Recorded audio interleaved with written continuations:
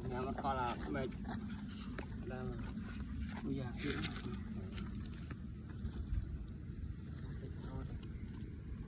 thọt lên thọt ở thầy ở trên đâu vậy thầy ra thầy mà nói như vậy thầy là không bắt anh thầy ơi là cái bà hả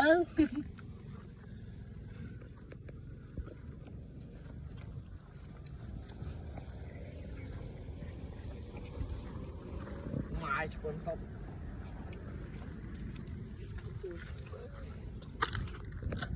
con nào con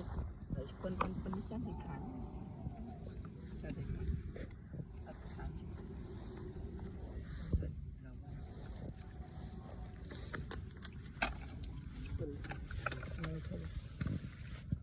cho hỏi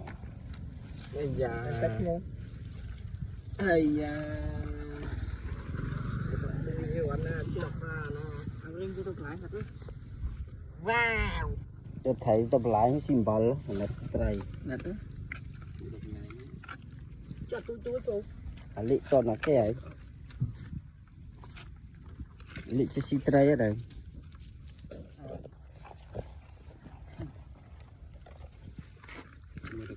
ôi mơ bằng ôi tray tầm mà cái nán như này